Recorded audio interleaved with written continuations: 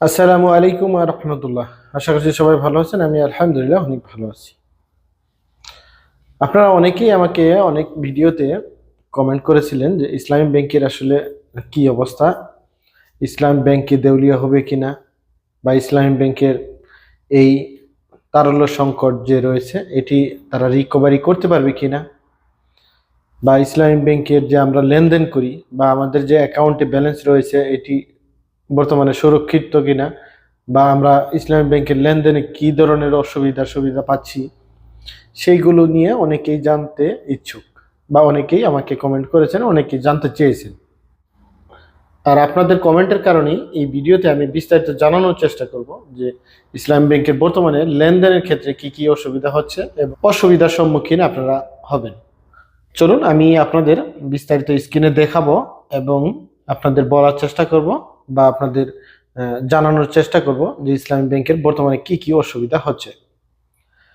আর এই ভিডিওটি দেখে যদি মনে করেন কিছু জানতে পেরেছেন বা শিখতে পেরেছেন, সেই ক্ষেত্রে অবশ্যই ভিডিওতে একটি লাইক করে দিবেন এবং পরবর্তী ভিডিও দেখতে চ্যানেলটি সাবস্ক্রাইব করে পাশে থাকা বেল আইকনটি অবশ্যই অন করে দিবেন।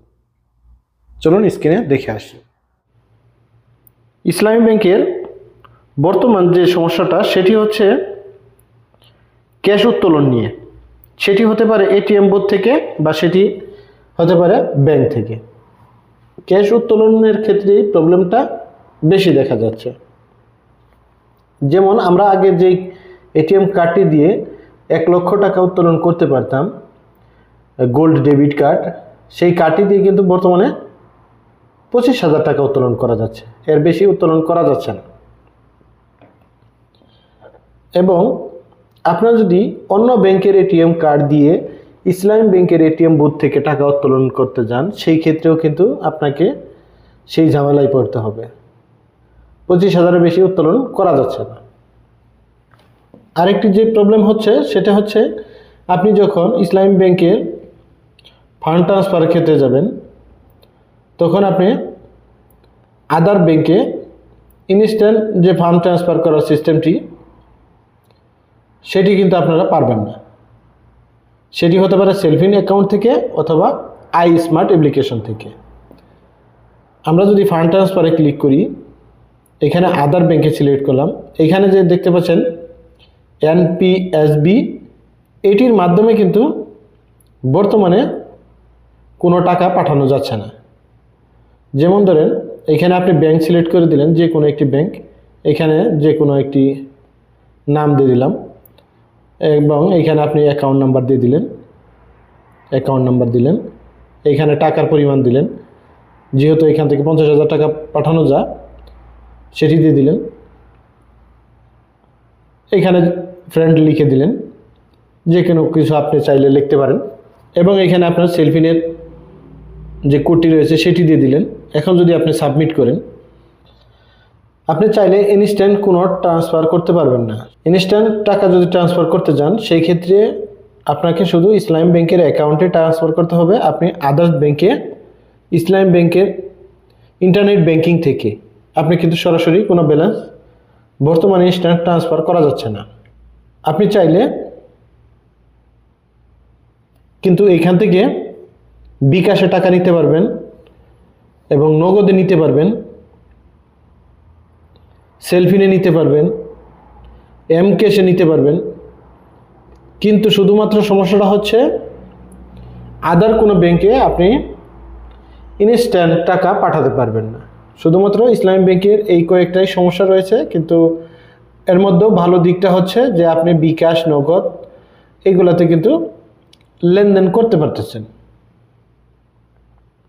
এখন অনেকের প্রশ্ন হচ্ছে যে ইসলামী ব্যাংক কি দেউলিয়া হবে কিনা। একটি ব্যাংক আসলে দেউলিয়া হওয়ার ক্ষেত্রে যেই সমস্যাগুলো হয়ে থাকে, ইসলামী ব্যাংকের এতটা সমস্যা হয় নাই যে দেউলিয়া হয়ে যাবে, কিন্তু তারপরেও বলা যাচ্ছে না। এটি আমাদের চেয়ে যারা বিজ্ঞ লোক রয়েছে তারা ভালো জানে, এবং বাংলাদেশ ব্যাংক চাইলে তাদের এই তারল্য সংকট যে রয়েছে টাকার, এটি কিন্তু রিকভারি করতে পারবে। এবং বাংলাদেশ ব্যাংক চায় না যে একটি ব্যাংক দেউলিয়া হোক বা কেন্দ্রীয় ব্যাংক কোনোভাবেই চায় না যে বাংলাদেশ থেকে একটি ব্যাংক বন্ধ হয়ে যাক। সেটি শুধুমাত্র ইসলামী ব্যাংক না, কোনো ব্যাংকই দেউলিয়া হবে এরকম বর্তমান যে পরিস্থিতি, এটি বোঝা যাচ্ছে না, সেটি বলা যাচ্ছে না, কিন্তু বর্তমানে আপনি সীমিত আকারে লেনদেন করতে পারবেন। হয়তো বা আপনার ক্ষেত্রে এতটুকু সমস্যা হতে পারে যে আপনার লেনদেনে আপনার বিঘ্ন ঘটতে পারে। আপনি যে টাকাটি ইনস্ট্যান্ট ট্রান্সফার করতে পারতেন সেটি বর্তমানে ইনস্ট্যান্ট ট্রান্সফার করতে পারবেন না।